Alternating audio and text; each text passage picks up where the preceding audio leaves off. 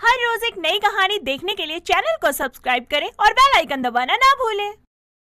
अद्विका रात को अपनी दोस्त जिया के साथ ऑफिस से घर आ रही थी कि तभी जिया कहती है, यार मुझे ना बहुत भूख लग रही है।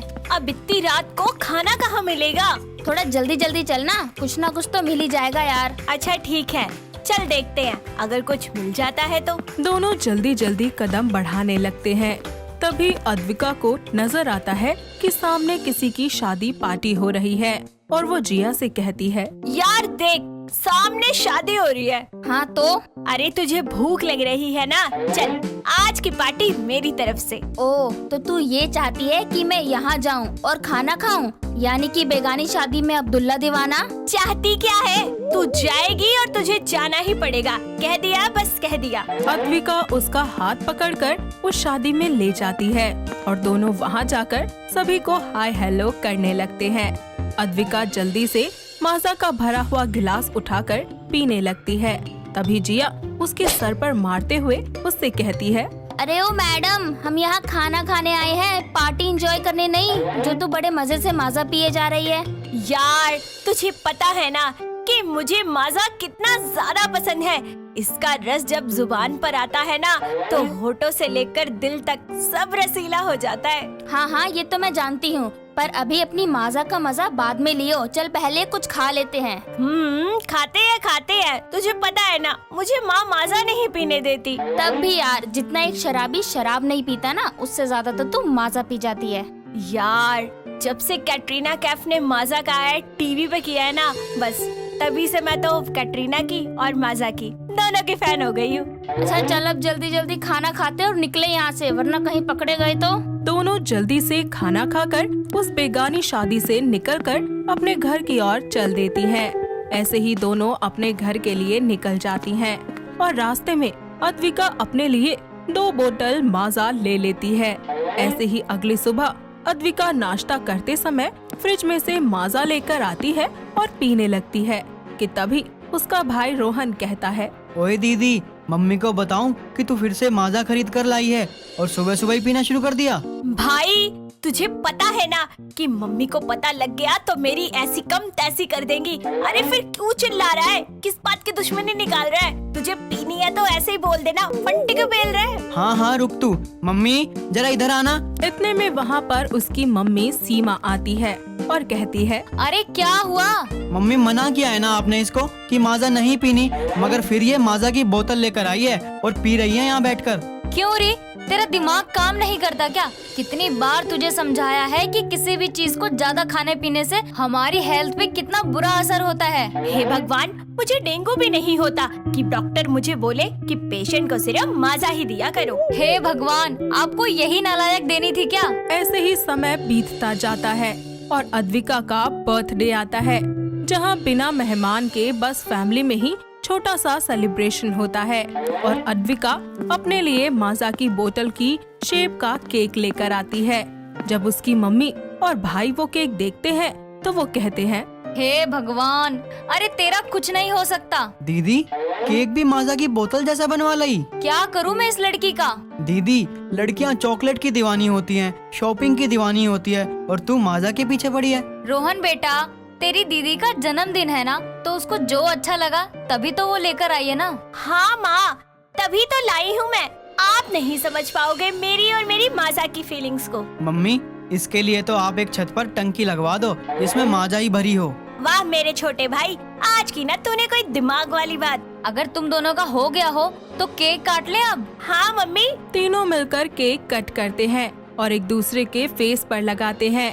ऐसे ही हंसी खुशी मजाक चलता रहता है।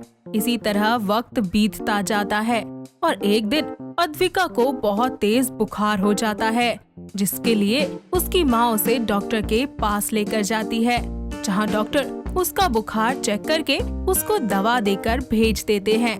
ऐसे ही कुछ दिन बीत जाते हैं, मगर अद्विका का बुखार बिल्कुल भी ठीक नहीं होता। उसकी मम्मी फिर से उसे डॉक्टर के पास ले जाती है, जहां डॉक्टर उसका ब्लड टेस्ट करते हैं और रिपोर्ट्स को देखकर कहते हैं, जी, इनको डेंगू हुआ है और मैं कुछ दवाइयाँ लिख देता हूँ और इनको 1 हफ्ते तक सुबह शाम ग्लूकोज लगाना पड़ेगा। ठीक है डॉक्टर, आप अच्छे से इसका इलाज करिए। अब अद्विका को डॉक्टर अपनी क्लिनिक में एडमिट कर लेते हैं और सुबह शाम उसको अब ग्लूकोज लगाया जाता है।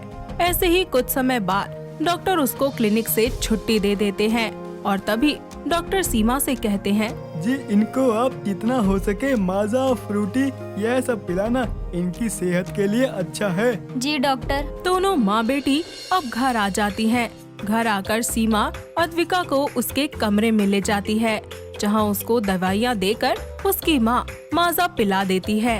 अब सुबह शाम उसको ज्यादातर माजा ही दिया जाता था। इसी तरह वक्त बीतता जाता है और एक दिन जब उसकी मम्मी उसको माजा देती है तो वो अपनी माँ से कहती है, मम्मी क्या है, जब देखो तब मुझे यही पिलाती रहती हो। अरे मैं पक गई हूँ इससे। पहले तो तुझे बहुत पसंद था ना बेटा। हाँ लेकिन अब पसंद नहीं है।